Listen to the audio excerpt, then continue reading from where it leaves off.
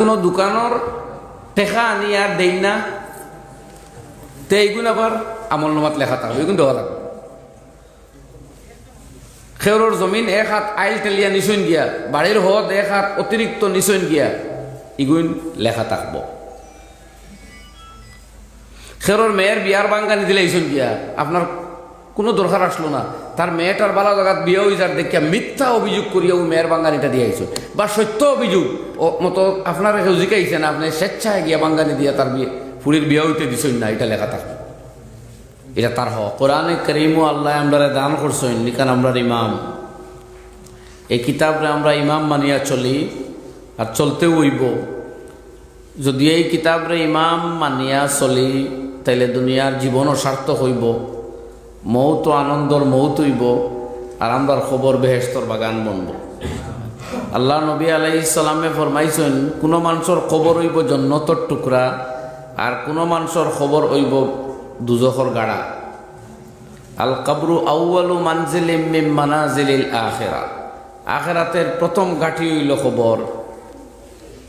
আর এই খবরের ঘাটিত যে কামিয়াবির সাথে উত্তীর্ণ হয়ে যাইব, তার পরবর্তী সমস্ত মানাজিল হল, মাকাম হল, ইন্টারভিউর ঘাট হল আসান হইব।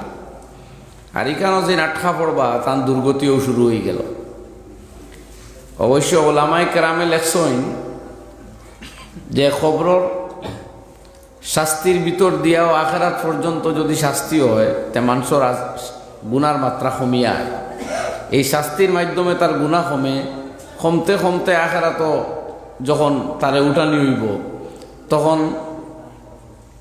তার আজাব ফাফ যেখানে মাইনাস হয়ে গেছে, আজাবর মাধ্যমে এইগুলা মাইনাস থাকব। তো আমার ভাই হল আর বুজুর্গ হল, আমরা প্রথম চিন্তা করতে হইব মর্মুকিলা, আর এর বাদর চিন্তা করতে হইব খবরের গাড়া। এই দুই জায়গার মুখোমুখি আমরা প্রত্যেক হওয়া লাগবে। দুনিয়াত লম্বা হায়াত পাই বা কেউ ছোট হায়াত পাও, কেউ দন অর্জন করতে পারুক বা পারুক না, তারে মানুষে পরিচয় করতে পারুক বা পারুক না, দুনিয়ার জীবনীকান যেভাবেও আমরা অতিবাহিত হোক না কেন, মৃত্যুর মুখোমুখি একদিন ওয়াও লাগবে। আর কোরআনে কারীম মৃত্যুর মুহূর্তরে আল্লাহ একটু সাবধান বাণীর সাথে ফরমাইতা, কুল্লু নাফসিন যায়িকাতুল মাউত, প্রতিটি আত্মার উপভোগ করতে হবে মৃত্যুর স্বাদ, বুক করতে হবে মৃত্যুর স্বাদ। চিন্তা করেন, জানি মৃত্যুর যন্ত্রণা বুক করতে হইব প্রত্যেকের। তো মৌতর যন্ত্রণা এখান, আর এর বাদে হইল খবরের গাড়া। এই দুই জায়গাতে আমরা কিন্তু সম্পূর্ণ একা। মানুষ যখন মুমূর্ষ অবস্থায় যায়, দুনিয়ার কোনো ইয়ার ও মুদতগারও সাহায্য তার কিচ্ছু হয় না। একমাত্র আমলে অবশ্য তখনও সাহায্য করে, খবরও সাহায্য করে। হদিসে পাকর মধ্যে আইছে, কোনো মুমূর্ষ ব্যক্তি, অর্থাৎ যার যা কন্দনীয় রূহ কবজ হইতেছে, বুঝই না আপনি, তার দ্বারও বসিয়ে যদি সূরা ইয়াসিন তিলাওয়াত করতে পারেন, তো ওই ব্যক্তির রূহ সহজে কবজ করা হয়, দম সহজে বাইরে যায়, আযাব হয় না। সুবহানাল্লাহ। কিন্তু আমার মনে আছে, মানুষের অক্সিজেন লাগায়, আমি গিয়া গরো ডুবতেও হঠাৎ অক্সিজেন টান পড়ছে, আর এসনেস লাগি গেছে, দেখলাম। তো আমি বুঝছি যে আর খুব সময় নাই, সূরা ইয়াসিন তিলাওয়াত লাগছি, 4 বার আরম্ভ করি তো বেড়া লাগে, আরম্ভ করি তো বেড়া লাগে, বেড়া লাগে ডাক্তার দম লই যায়, মানে এর চেহারা ভাই চাইয়া সূরা ইয়াসিন আর বুধ ভাই আমার মুখে দিয়ে আন না, আয়া তো বেড়া লাগে না, একটা দম লই যায় বেখেয়ালে, মানে হবাই যায় কি মন। অথচ বুধ ভাইলাম যে সূরা ইয়াসিন তিলাওয়াত করবার ওটা হইল উপযুক্ত সময়। এই মুহূর্তে সূরা ইয়াসিন তার বইয়া যদি কেউ পড়তে পারে, এই ব্যক্তির জান সহজে কবজ করা হয়। কিন্তু আমি এক মিয়া সাহেবের বাদেও সূরা ইয়াসিন মুখে দিয়ে আনতাম পারি না, অবস্থায় কান ওলা ভয়াবহর টাইম বা এই সময়ের মুখামুখি আমরা সারাও একদিন হইমু। আর গাফলত তো দেখতে দেখতে জিন্দগি যাইব কি আপনি বুঝতেও না, 60, 70, 80, 90 বছর জিন্দগি কোনবা যাইব হিসাবও হইতাম না। এর লাগে ভাই এখন তাকে আজকে তাকে সাবধান হওয়া লাগবো। আজকে তাকে নিয়ত করেন যে এশার নামাজ জমাতে আরম্ভ করবো, আর জিন্দগির শেষ দিন পর্যন্ত চেষ্টা করবো 5 ওয়াক্তের নামাজ জামাতে আদায় করা, ইনশাআল্লাহ। ইয়াদ রাখুন, জানি আল্লাহর কসম, যদি 5 ওয়াক্তের নামাজ জমাতে পড়ি আমরা মরে যেতাম পারি, তো ইনশাআল্লাহ মর্মওয়ালা যে আমরা আমল নামাজ কোনো গুনাহ থাকতো নাই। তবে হ্যাঁ, যদি কোনো দোকানের গুয়া শুনে গুয়া গুয়াই থাকে না, চিল্লাইলে মাত বোঝা যায় না, আস্তে মাত্রই মাত মাছে বুঝতা, বুঝছো? হ্যাঁ, যদি কোনো দোকানের টেকা আনি আর দেই না, তে এইগুলো আবার আমল নামাত লেখা থাকবে, এগুলো দেওয়া লাগবে।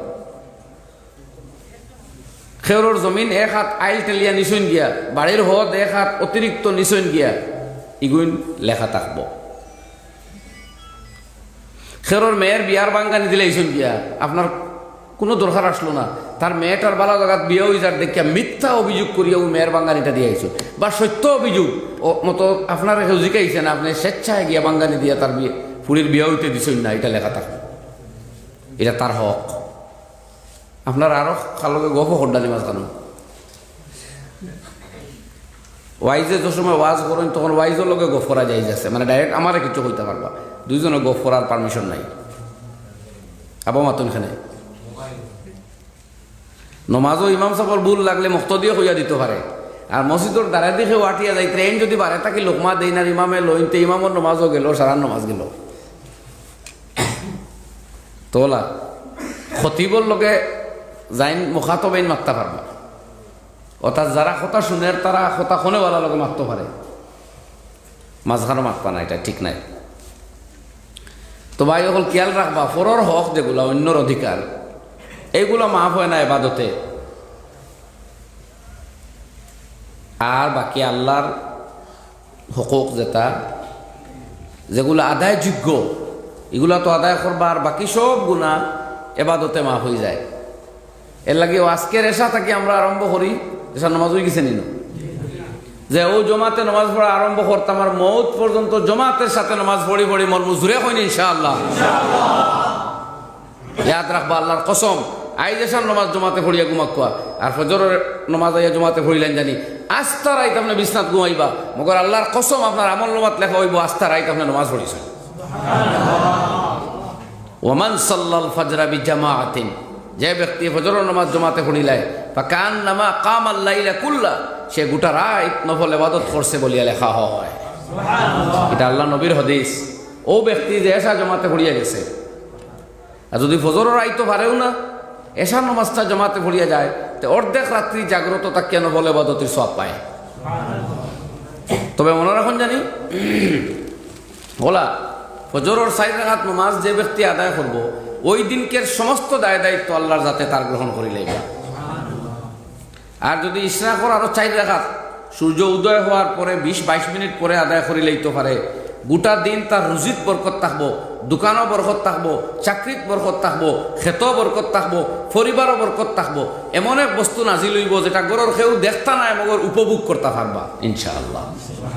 বরকত ও বস্তুর নাম যেটা দেখতে পাওয়া যায় না, বরকত এর নাম নাই যে 500 টাকা নোট ক্যাশ বাক্সতে রাখিয়া গেছলা, আইয়া পাইছুন ইকান 2000 টাকা নোট বনি গেছে, এর নাম বরকত নাই। এটা অলৌকিকতা, সেটা ঘটতে পারে নাও ঘটতে পারে, এটা ভিন্ন কথা।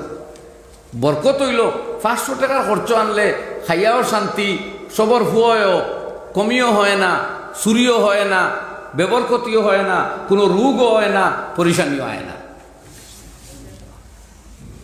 এখন খারবার 3 জনে খড্ডা বাড়িয়ে হয়ে গেছে 5 জনের খারবার, মগর N sugar, hand blood pressure, hand gold bladder stone, আরেকজনের বেমার, এই জাতীয় টেনশনে যখন বেরবো তখন আপনারে পরিশান করিলে। অবশ্য বেমার হওয়া এটা বেবরকতির লক্ষণ হওয়া যায় না, আবার কোনো কোনো ব্যক্তির বেমার দিন আল্লাহ তার মাকাম বুলন্দ করবার লাগে, এটাও হইতে পারে, আলাদা কথা। কিন্তু এ করতে আমি ওখানে কইলাম যে আপনার টেকা ওর দিকে বাড়িল আর ওর দিকে আরেক দিকে খরচর পথ কয়েকটা হয়ে গেল, তো আর বাড়ার কোনো অনুমান আছে না। বরকত দেখতে পাওয়া যায় না, মগর উপলব্ধি করা যায়। তো 4 রাকাত ইশরাকের নামাজ আপনি পড়ুন, আপনার রিজেক ও বরকত দিবার পায়সা।